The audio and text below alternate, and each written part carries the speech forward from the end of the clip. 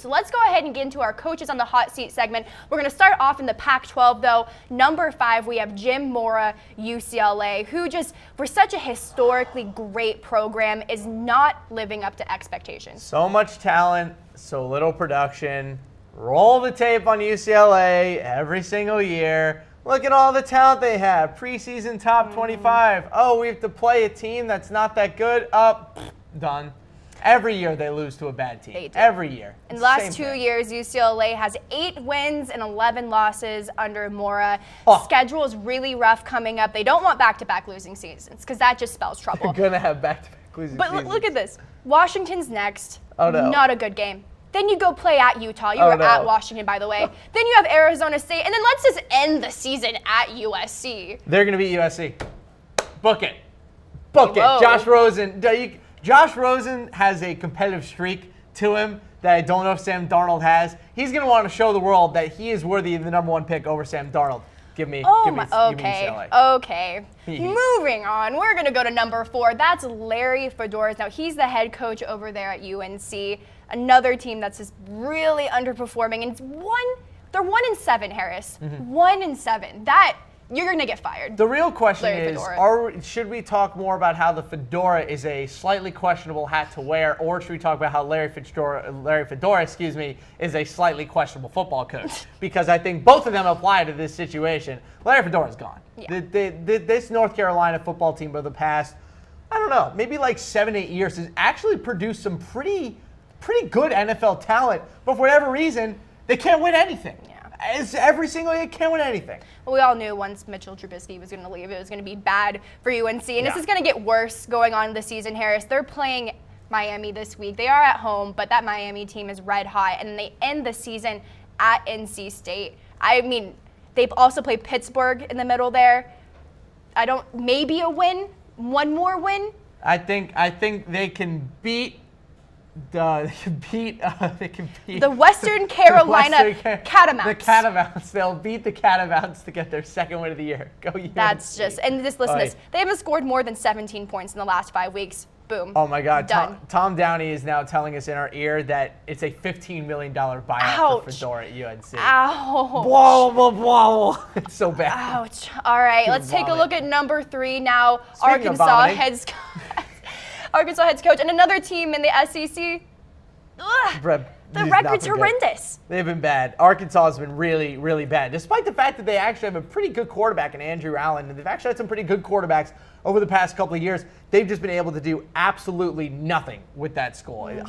Very disappointed in Arkansas over the past couple of years. They're 0-4 in the SEC right now. They're dead 7th, getting paid $4.4 million and finishing last in the SEC. It doesn't work. That's not how it works. And it's not as terrible of a buyout right now. It's only a $6 million buyout for Bielema, which isn't as awful as Fedora. Still obviously not great when it comes to Bielema, but they got to do something with this program. They're just sinking deeper and deeper into the depths of the SEC. Yeah, they're 27-31.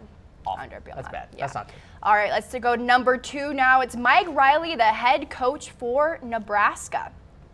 They really need Lincoln Riley is who they need. Mike Riley, they hired the wrong Riley. They just didn't know what they had until he was gone. Mike Riley is not great. And this whole Nebraska, I think this whole Nebraska athletic program in general, good thing that they actually fired their AD. This Nebraska program, from basketball to baseball to football to every major sport, has been just a massive disaster over the past 5 years. They've just done nothing. And across the board, this is supposed to be a program that has some legitimate backbone to it, and there's just been nothing.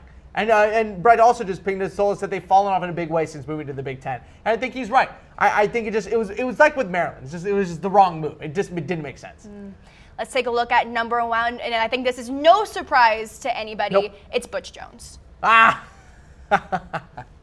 are you laughing? He's just laughable. I laugh because, first of all, the Butch Jones face is one that is now becoming as legendary as the Eli Manning face. The Butch Jones face, we usually get one about once a week. I'm going to put this in bruh for the next couple of weeks. Every week we see Butch Jones' disappointed face on the sideline when his team just personifies him as an overall disappointment. So Butch Jones needs to go back to being a coordinator. I think his time as a head coach is over. I don't think he has it anymore. I think he's lost that entire team. There was so much hope for this Tennessee team for the past couple of years, and poof, it's gone. Well, we brought up that news and note earlier with the running back and the linebacker getting arrested at a routine traffic stop. This shows that you've just kind of lost control of your team. That's their best player. What, like, this isn't Florida. Like, you are Tennessee. You're not Florida with Antonio Callaway. How can you let John Kelly do something like this?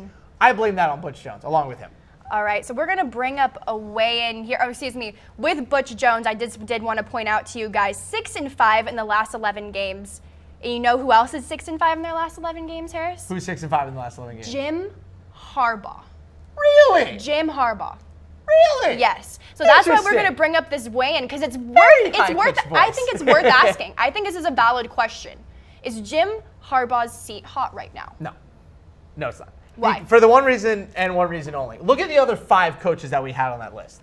You can make a legitimate argument for every single one of them that there is easily a better candidate out there to take over. I think UCF Scott Frost is one of them that's going to end up getting a big Power 5 conference job in the next couple of years, if not next year. Who are you going to hire at Michigan that's going to do a better job than Jim Harbaugh? So one of the things, because it's different when it comes to the coaches. Brady Hoke couldn't really handle the media pressure or the gall that is the Michigan job. Rich Rodriguez was the same exact way. Now you have Jim Harbaugh, a guy whose persona fits Michigan. Technically his scheme was supposed to fit Michigan as well. And it's Jim Harbaugh. He needs to have a big-time job like this. You fire Jim Harbaugh, okay? Who is your replacement? Who? But for this Michigan team, with how big the program's been of late, and Don Brown? the freaking brand name that is Jim Harbaugh, it's championship or bust. Harris. It is, and that's true. But at the same time, remember what he was building from. He was building from one of the worst, one of the most underachieving programs that we've seen in decades in this Michigan team before Harbaugh got there. So now you're telling him that in 3 years, he needs to turn around the entire program and be a national championship contender all at the same time. Look at how good the defense is. But that's the expectation. That's the thing. I think it's crazy to say that, but that's the expectation in Ann Arbor. So young. They were so good last year. They lost their entire starting defense, and they come back into one of the best defenses in the country. I will agree with you on this, though. For who is supposed to be one of the best quarterback minds in football in general, for the quarterback position to be what it is, it's pathetic. It is. Wilton Spade has not progressed like they've hoped. John O'Korn wouldn't even be a good NFL third stringer. Brandon Peters must literally be worth a brown paper bag full with dog crap. I have no idea how bad this Michigan football team needs to be for him to get on the football field. But he can't, so he must be awful, and we have no idea what Dylan McCaffrey is going to be.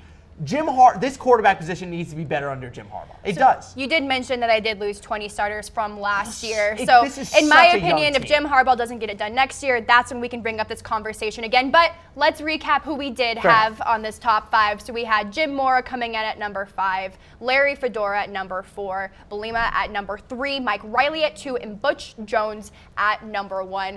One more time, guys. I am Lena Bond. This is Harris Rubenstein. Follow us on Twitter at Lena Bond Sports and at Sportstein. Let's continue.